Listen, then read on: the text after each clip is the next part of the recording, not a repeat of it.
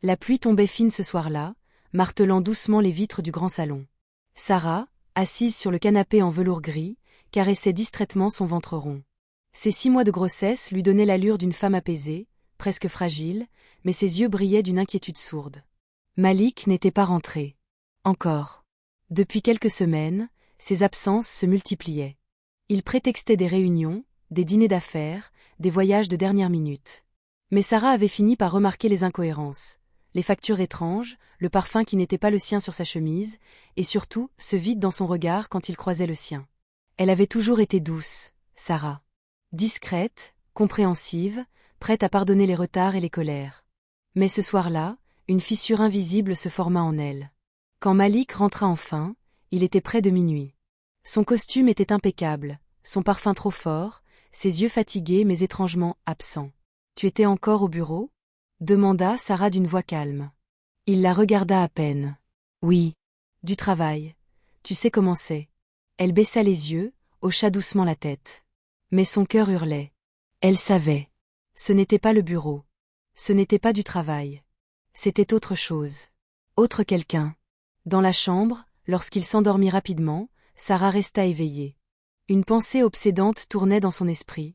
Qui est-elle? Et qu'a-t-elle de plus que moi? Mais ce qu'elle ignorait encore, c'est que cette femme n'était pas simplement une rivale. Pas une simple maîtresse. Dans l'ombre, une force plus ancienne et plus sombre avait déjà posé ses griffes sur son mariage. Sarah posa une main sur son ventre. L'enfant remua. « Ne t'inquiète pas, mon bébé, maman ne sera pas faible. » Dans son silence, la fracture s'élargissait. Et avec elle, naissait quelque chose de nouveau. Une colère froide, glaciale, prête à s'aiguiser en arme. Le lendemain matin, la maison baignait dans une lumière douce, presque trompeuse. Sarah préparait le petit déjeuner, ses gestes automatiques dissimulant la tempête intérieure qui la dévorait. Les effluves du café noir emplissaient la cuisine, mais Malik, assis à la table, ne semblait rien sentir. Il fixait son téléphone, hypnotisé, un léger sourire sur les lèvres. Sarah l'observait du coin de l'œil. Elle connaissait ce sourire. Ce n'était pas celui qu'il lui offrait autrefois, quand ils rêvaient ensemble de leur futur. C'était un sourire étranger, né d'un monde où elle n'existait plus. « Tu travailles encore ?» demanda-t-elle doucement, feignant l'indifférence. Malik sursauta légèrement, comme pris en faute. Il posa son téléphone face contre table et haussa les épaules. « Oui, quelques mails urgents. Tu sais, les affaires ne s'arrêtent jamais. » Sarah hocha la tête, mais son regard s'attarda sur le téléphone. Ses doigts tremblaient, et une colère sourde monta en elle. « Mens encore, Malik. Continue de me prendre pour une aveugle. » Il termina son café d'une gorgée rapide et se leva. « Je dois filer. Réunion importante ce matin. » Il effleura à peine son front d'un baiser distrait. Quand la porte se referma, Sarah resta figée, son regard perdu dans le vide. Elle se sentit envahie par une solitude glaciale. Mais au milieu de ce vide, une pensée claire émergea, elle devait savoir. L'après-midi, Sarah décida de ranger la chambre de Malik. Elle ouvrit ses tiroirs, passa la main dans ses vestes, cherchant un indice, un parfum, une trace. Et c'est là qu'elle le trouva. Dans la poche intérieure d'une de ses vestes noires, soigneusement pliée, reposait une petite pochette en cuir sombre. À l'intérieur, un bijou étrange, un pendentif en forme de serpent mordant sa propre queue. L'Ouroboros. Sarah le contempla, glacée. Le métal était froid, presque trop, et gravé de symboles qu'elle ne reconnaissait pas. En l'effleurant, elle crut entendre un murmure, fugace, comme un souffle dans son oreille. Elle laissa tomber le pendentif au sol, terrifiée. Le soir, elle confronta Malik. « Ce bijou, je l'ai trouvé dans ta veste. C'est à toi ?» Il la fixa longuement, ses yeux devenant durs, presque inhumains. Puis, avec un sourire forcé, il répondit. « Ce n'est rien. Un cadeau, d'affaires. Laisse tomber. » Mais Sarah avait vu. Dans son regard, il y avait quelque chose d'autre. Une absence, comme s'il n'était plus lui-même. Comme si quelqu'un ou quelque chose tirait les fils derrière le masque. Les jours suivants, Sarah suivit discrètement son mari. Et une nuit, elle le vit. Malik, habillé avec soin, rejoignait une femme. Grande, élégante, sa beauté était presque irréelle, trop parfaite. Elle portait une robe noire qui semblait boire la lumière, et autour de son cou brillait un collier orné de pierres rouges qui palpitaient comme des braises. Sarah, cachée dans l'ombre, observa. Elle vit son mari poser un genou à terre devant cette femme, comme un serviteur devant sa reine. Et quand la femme posa sa main sur la tête de Malik, Sarah aperçut les symboles gravés sur ses bracelets, les mêmes que sur le pendentif trouvé dans la veste. Le sang de Sarah se glaça. Ce n'était pas une simple maîtresse. C'était une sorcière. Cette nuit-là, en rentrant, Sarah s'assit seule dans son salon. Le silence pesait lourd. Elle posa ses mains sur son ventre, sentant son enfant bouger faiblement. Des larmes coulèrent sur ses joues, mais son regard s'endurcissait. Elle comprit enfin, Malik n'était plus seulement infidèle. Il était prisonnier. Peut-être même complice. Et cette femme, cette sorcière, convoitait plus que son mari. Elle convoitait son enfant. Le vent soufflait fort cette nuit-là, faisant gémir les volets de la vieille maison. Sarah, emmitouflée dans un manteau trop large, avançait dans l'obscurité. Ses pas résonnaient sur les pavés humides, tandis qu'elle suivait de loin la voiture de Malik. Son cœur battait à tout rompre, mais sa détermination l'emportait sur la peur. La voiture s'arrêta à l'orée d'un quartier en périphérie de la ville, là où les lampadaires se faisaient rares et où les maisons semblaient abandonnées. Malik en sortit, son visage grave, presque absent. Sarah se cacha derrière un mur, ses mains tremblant légèrement sur son ventre arrondi. Elle le vit franchir le portail d'une maison isolée. L'endroit avait l'air désert, mais à travers les vitres brisées filtrait une lueur étrange, rouge, vacillante, comme celle d'un brasier. Sarah s'approcha, le souffle court. En collant son visage contre une fente du mur, elle aperçut l'intérieur. La pièce était nue, hormis un cercle tracé à même le sol avec une poudre noire. Des bougies plantées aux quatre coins projetaient des ombres mouvantes qui semblaient danser seules. Et au centre du cercle, Malik, agenouillé, la tête baissée, ses mains tremblantes. Face à lui, la sorcière. Elle portait une longue robe d'un noir luisant, et ses cheveux, d'un brun si profond qu'ils paraissaient absorber la lumière, tombaient en cascade sur ses épaules. Autour d'elle, des symboles étranges étaient tracés sur les murs, à la craie et au sang. Elle parlait dans une langue que Sarah ne connaissait pas. Chaque syllabe résonnait comme un écho dans la poitrine de la femme enceinte. Son enfant, dans son ventre, bougea violemment, comme s'il reconnaissait la menace. Arom Khalet. Suranivora. Malik. Le nom de son mari glissa dans la litanie. La sorcière leva les bras et une lueur écarlate se mit à briller sur ses bijoux. Malik leva les yeux vers elle, mais ses pupilles étaient vides, dilatées. Sarah étouffa un cri. Ce n'était pas son mari qu'elle voyait. C'était une coquille, une marionnette tenue par des fils invisibles. « Ton nom ancien. Tu l'as enfin accepté ?» murmura la sorcière d'une voix douce mais glaciale. Elle fit glisser ses doigts sur la joue de Malik. « Bientôt, ton sang m'appartiendra. Et l'enfant qu'elle porte sera notre offrande. » Sarah recula brusquement, son souffle se bloquant dans sa gorge. Elle dut se couvrir la bouche pour ne pas hurler. Son enfant. Le cercle vibra soudainement, et une ombre noire jaillit du sol. Une forme mouvante, informe, faite de brume et de griffes. Sarah sentit une vague glaciale l'envahir, comme si quelque chose l'avait vue malgré sa cachette. Elle recula encore, trébucha contre une pierre, manqua de tomber. Mais dans sa chute, un murmure effleura son oreille. Ce n'était pas la sorcière. Ce n'était pas Malik. C'était une voix grave, caverneuse, qui s'adressa directement à elle. « Tu ne peux pas fuir, ton sang est lié. » Le cœur battant à tout rompre, Sarah se retourna et courut, ses jambes peinant à la porter avec le poids de son ventre. Chaque pas résonnait comme un tambour dans l'obscurité. Elle ne s'arrêta que lorsqu'elle atteignit la sécurité relative d'une ruelle éclairée par un lampadaire. Là, haletante, elle s'adossa contre un mur. Des larmes brûlantes roulèrent sur ses joues. Elle posa ses mains sur son ventre. « Mon bébé, ils ne t'auront pas. Je te le jure. » Mais au fond d'elle, Sarah savait que ce qu'elle venait de voir n'était que le début. La sorcière ne voulait pas seulement Malik. Elle voulait son enfant, son sang, son héritage. Et désormais, Sarah portait une vérité lourde. Son silence ne serait plus celui d'une femme trahie, mais celui d'une mère prête à tout. Même à entrer dans les ténèbres pour protéger ce qu'elle avait de plus cher. Les jours qui suivirent furent les plus longs de la vie de Sarah. Chaque minute semblait peser comme une pierre. Elle n'était plus seulement l'épouse trahie, ni la femme blessée. Elle était devenue une proie. Malik, désormais, revenait à la maison le regard absent, le corps présent mais l'âme ailleurs. Il parlait peu, mangeait machinalement, puis disparaissait à nouveau. Il la fixait parfois longuement, son ventre surtout, et dans ses regards, Sarah sentait quelque chose de malsain. Comme si ce n'était plus son mari qui l'observait, mais un étranger, ou pire, une entité qui s'exprimait à travers lui. Un soir, elle mit son oreille contre la porte du bureau de Malik. Elle entendit des murmures, mais ce n'était pas sa voix. Une voix féminine, lointaine, résonnait dans la pièce. Le temps approche, elle porte ce qui nous revient. Sarah recula, le souffle coupé. Elle n'avait plus de doute, la sorcière s'était insinuée dans leur maison.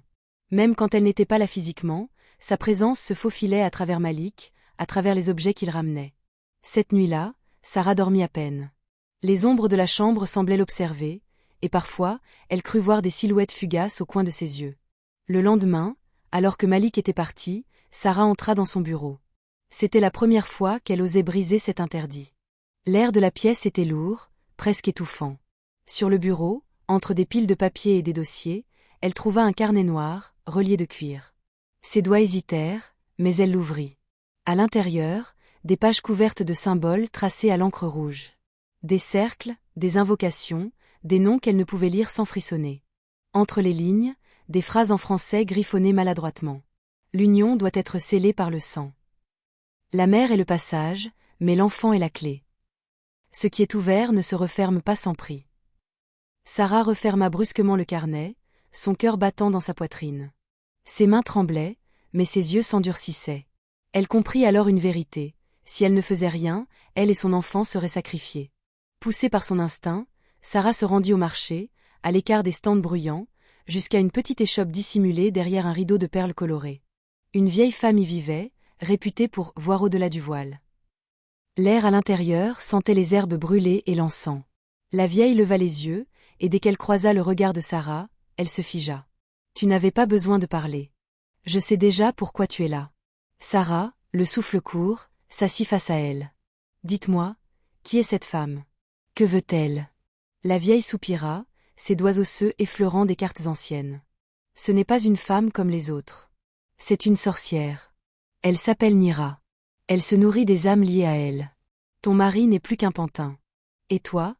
Tu portes dans ton ventre ce qu'elle convoite le plus. » Sarah sentit un frisson glacial courir dans son dos. « Mon enfant ?» La voyante hocha la tête. « Un enfant conçu dans l'amour est une force rare. Le tien est porteur d'une lumière qu'elle veut éteindre pour nourrir ses ténèbres. Si tu ne fais rien, elle le prendra. Et toi, tu disparaîtras avec lui. » Des larmes emplirent les yeux de Sarah, mais son visage se durcit. « Alors dites-moi, comment puis-je la combattre ?» La vieille hésita, puis sortit une petite amulette, gravée de symboles protecteurs. « Ce n'est pas une arme, mais un bouclier. Elle te permettra de tenir, d'apprendre, de t'armer. Mais souviens-toi, pour vaincre une sorcière, il ne suffit pas d'être protégé. Il faut retourner ses propres forces contre elle. » En rentrant chez elle, Sarah sentit pour la première fois une étincelle brûler dans son cœur. Ce n'était plus seulement de la peur. C'était une résolution. Elle avait décidé. Elle jouerait le rôle de la femme docile, continuerait de sourire, de se taire, d'obéir en apparence. Mais en silence, elle tisserait son propre plan. Chaque larme qu'elle avait versée se transformerait en arme. Chaque humiliation deviendrait une pierre sur le chemin de sa vengeance. Elle posa l'amulette contre son ventre. Son enfant bougea doucement, comme pour répondre. « Nous survivrons, mon bébé. Et quand le moment viendra, ce sera eux qui trembleront. » TTE. Le silence de la maison devenait chaque jour plus insupportable. Malik parlait de moins en moins, ses absences étaient de plus en plus longues, et lorsqu'il était présent, c'était pire encore, il dégageait une froideur inhumaine. Sarah sentait que la frontière entre le monde qu'elle connaissait et celui de l'invisible devenait de plus en plus fragile. La nuit, son sommeil était peuplé de visions étranges. Un cercle de flammes noires, des ombres aux yeux vides, et au centre, la sorcière, tenant son enfant dans ses bras comme une offrande. Elle se réveillait en sursaut, la respiration haletante, le corps trempé de sueur. Son ventre se contractait douloureusement, comme si son bébé luttait lui aussi dans ses rêves. Un soir, poussée par ses visions, Sarah retourna voir la vieille voyante. Mais cette fois, la femme ne l'attendait pas dans son échoppe habituelle. Elle l'envoya dans un endroit plus ancien, plus caché, un marché nocturne, connu seulement des initiés, là où se vendaient des objets interdits et où l'air sentait l'encens, le sang et la peur. Sarah erra entre les étals. Des yeux curieux la fixaient, certains hostiles, d'autres intrigués. Une main ridée l'attrapa par le poignet. C'était la vieille. « Tu es venue, murmura-t-elle. J'ai besoin de savoir. Je dois comprendre ce qu'elle veut vraiment. La vieille hocha la tête et la conduisit dans une petite tente, éclairée par une flamme bleutée qui semblait flotter sans bois ni huile. Assise face à Sarah, la voyante sortit une coupe et une lame émoussée. Ton sang porte la mémoire. Ce que tu ignores, ce que tu refuses de voir, il le racontera. Sarah, tremblante, tendit sa main. La lame effleura sa paume, une goutte rouge tomba dans la coupe. À l'instant où elle toucha le fond, la flamme bleue s'éleva et se transforma en vision. Sarah vit une lignée de femmes, certaines vêtues de pagnes anciens, d'autres en habits modernes, mais toutes avaient les mêmes yeux qu'elle. Des femmes fortes, mais brisées par des hommes, par des pactes, par des forces occultes. Et au centre de ces images, une vérité éclata. La sorcière Nira n'était pas une étrangère. Elle était liée à sa propre lignée. Un murmure résonna dans la tente. Elle a pactisé il y a longtemps, et son ombre suit ton sang. Ce n'est pas ton mari qu'elle veut. C'est ton héritage. L'enfant que tu portes est la rédemption qu'elle veut écraser. Sarah écarquilla les yeux, bouleversée. Alors, elle est liée à moi? La vieille hocha lentement la tête. Oui. Elle est le reflet sombre de ce que ta lignée a caché. Tu ne pourras la détruire qu'en acceptant ce passé. Mais sache ceci, tout rituel a un prix. Et ce prix sera payé en sang.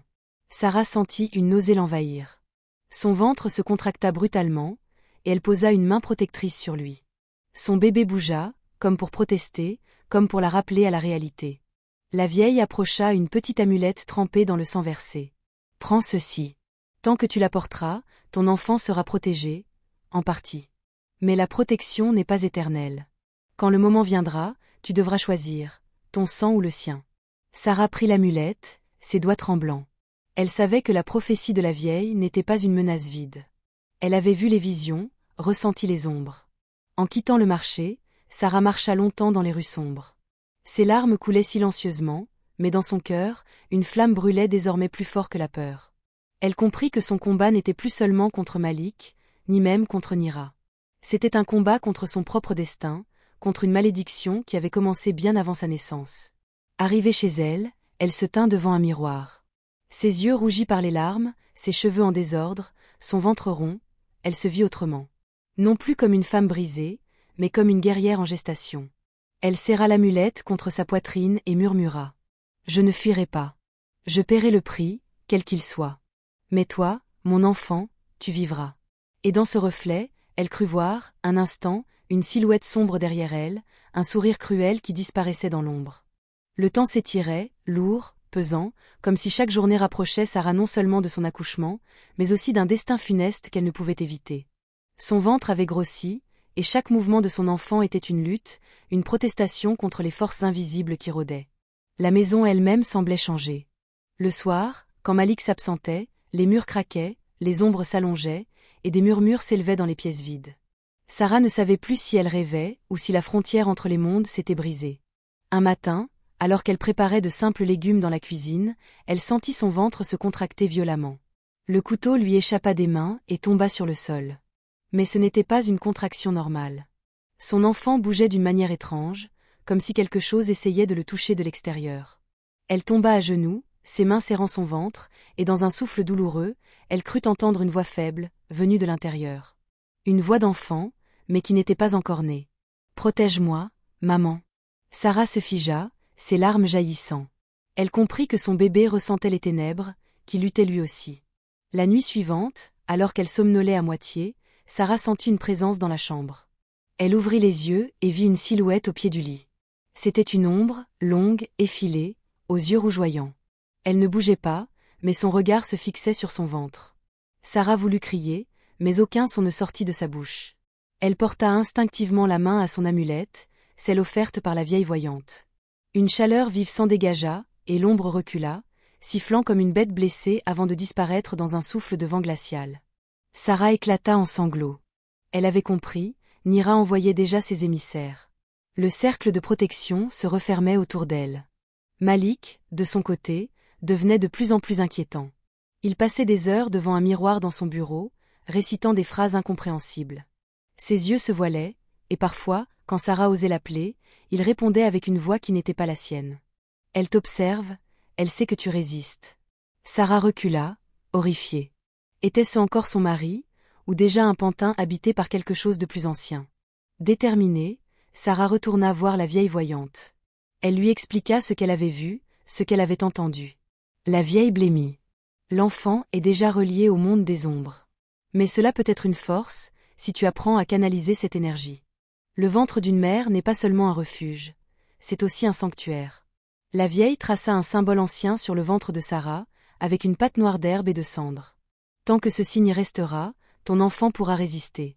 Mais souviens-toi, plus il résiste, plus Nira sera impatiente. Le moment approche. Sarah rentra chez elle, le symbole caché sous ses vêtements. Pour la première fois, elle sentit que son enfant n'était pas seulement menacé, mais qu'il était aussi une arme contre l'obscurité. Les nuits suivantes, Sarah rêva. Elle rêva de son fils car elle sut désormais que c'était un garçon. Dans ses visions, il était debout, plus grand, ses yeux brillants comme des flammes claires. Il affrontait Nira, qui reculait devant lui, hurlant de rage. Mais au moment où la sorcière disparaissait, Sarah se voyait tomber, son sang coulant sur le sol. Elle se réveillait en sursaut, sa poitrine douloureuse, le souffle court. Elle comprit alors une vérité terrible. Sa survie et celle de son enfant ne pouvaient pas aller de pair. L'un des deux devait payer le prix. Assise seule dans sa chambre, les mains sur son ventre, Sarah murmura. « Mon fils, je sens que tu es plus fort que moi. Si je dois tomber pour que tu survives, alors je tomberai. Mais je te jure, avant mon dernier souffle, je ferai payer à Nira chaque larme, chaque douleur, chaque goutte de sang. » L'ampoule au plafond grésilla, puis éclata dans un claquement sec. Le noir envahit la chambre. Et dans ce silence, Sarah entendit une chose terrible, le rire de Nira, lointain mais distinct, résonnant comme un écho dans son crâne. La nuit était lourde, suffocante, comme si l'air lui-même retenait son souffle. Malik n'était pas rentré depuis 2 jours. Sarah savait que le moment était venu. Les contractions de son ventre devenaient de plus en plus intenses, mais ce n'était pas encore le travail. C'était comme si l'enfant pressentait l'épreuve qui approchait. Elle enfila une robe noire simple, glissa l'amulette dans son soutien-gorge et serra dans sa main le petit couteau rituel donné par la vieille voyante. Puis elle suivit la trace de Malik, comme guidée par une force invisible. À la lisière de la ville, elle retrouva cette maison abandonnée. Mais ce soir, elle brillait de 1000 lueurs rouges. Les fenêtres pulsaient comme des veines battantes. Sarah entra discrètement et découvrit l'horreur. Malik, à genoux, le torse nu, des symboles tracés sur sa peau. Autour de lui, un cercle de sang et de cendres, et au centre, Nira, plus belle, plus terrifiante que jamais. Sa voix résonna dans la pièce. L'union est scellée. Par ton sang, par son ventre, par l'enfant qu'elle porte, le passage s'ouvre. Sarah fit un pas dans la pièce. Non. La sorcière se tourna vers elle, ses yeux brillant d'un éclat écarlate. Tu es venue d'elle-même. Tu ne peux plus fuir. Tu es déjà à moi. Mais Sarah serra l'amulette dans sa main, et le cercle trembla. La sorcière fronça les sourcils. Qui t'a donné cela? Une femme plus forte que toi. Et une mère plus ancienne. Sarah entra dans le cercle, brisant la première règle des rituels occultes. Les flammes des bougies vacillèrent, certaines s'éteignirent. Malik leva la tête, ses yeux vides, et tenta de l'arrêter, mais Sarah planta le couteau dans le sol entre eux. Un cri guttural jaillit de la gorge de Nira. Tu ne sais pas ce que tu fais. Si. Je sais que tu veux mon enfant. Mais tu oublies une chose, Nira. Le sang d'une mère est plus fort que toutes tes ombres. Elle ouvrit la paume de sa main et laissa couler son sang sur le cercle. Le sol trembla. Les symboles tracés autour s'inversèrent. La sorcière hurla, ses bijoux éclatant en étincelles rouges. Une force invisible l'aspira vers le cercle, et son corps se déforma, ses traits parfaits laissant place à une créature hideuse aux griffes tordues. Malik, lui, poussa un cri d'agonie. Son corps se contorsionna, prisonnier des chaînes occultes. Ses yeux croisèrent une dernière fois ceux de Sarah. Dans ce regard, il y avait à la fois de la peur et de la haine. Puis il fut englouti par le cercle, avec la sorcière. Quand tout s'éteignit, Sarah tomba à genoux. Ses forces l'abandonnaient. Le silence régnait, seulement brisé par le battement effréné de son cœur. La maison sentait le soufre et le sang. Malik avait disparu. La sorcière aussi. Mais Sarah savait que le prix n'était pas encore payé. Son ventre se contracta violemment. La douleur la déchira. Ce n'était plus une menace invisible, le travail avait commencé. Elle tituba hors de la maison, ses jambes lourdes, son souffle coupé. Chaque pas la rapprochait de la délivrance et de la mort. Dans une ruelle isolée, sous la pluie battante, Sarah s'adossa contre un mur. Les contractions la plièrent en deux. Elle cria, mais personne ne vint. Elle poussa de toutes ses forces, le couteau rituel toujours dans sa main. Et dans un torrent de douleur et de sang, son enfant vint au monde. Un cri puissant jaillit de sa bouche, déchirant la nuit comme un tonnerre. Un cri de vie, un cri de défi. Sarah, épuisée, le serra contre sa poitrine. Ses yeux se fermèrent un instant. Elle murmura. « Tu vivras, mon fils. Même si je dois mourir ici. » Mais une chaleur douce emplit son corps. L'amulette brillait. Elle comprit alors que son sacrifice n'était pas encore exigé. Pas ce soir. Au matin, Sarah se réveilla dans un lit inconnu. C'était la vieille voyante qui l'avait trouvée et recueillie. Son enfant dormait paisiblement contre elle. « Tu as survécu, » dit la vieille d'une voix rauque. « Tu as brisé le pacte. Mais écoute-moi bien, Nira n'est pas détruite. Elle est seulement renvoyée de l'autre côté. Elle attendra, tapis, que ton fils grandisse. Alors tu devras veiller, toujours. » Sarah hocha faiblement la tête. Elle n'était plus la même femme. La douleur, la trahison, la peur, tout s'était transformé en une force nouvelle. Elle regarda son fils. Ses petits yeux brillants semblaient déjà comprendre. Elle caressa son front. « Nous ne serons plus jamais des proies. Tu es ma lumière, et je serai ton ombre protectrice. » Les années passèrent. On racontait l'histoire de Sarah comme une légende murmurée dans les marchés, les villages et les ruelles des grandes villes. Certains disaient qu'elle vivait recluse, élevant son fils loin des regards, dans un lieu que personne ne pouvait trouver. D'autres prétendaient qu'elle avait disparu, mais que son esprit restait présent, veillant sur les femmes trahies, les mères blessées, celles qui souffraient en silence. Mais tous s'accordaient à dire une chose. Quand une femme se tait trop longtemps, ce n'est pas faiblesse. C'est l'attente. L'attente d'une vengeance silencieuse. Et ceux qui connaissent l'histoire murmurent encore son nom avec crainte et respect. Sarah, la mère qui défia les ombres. Et vous, que feriez-vous si votre vie basculait dans le noir? Abonnez-vous, car la prochaine légende pourrait être la vôtre.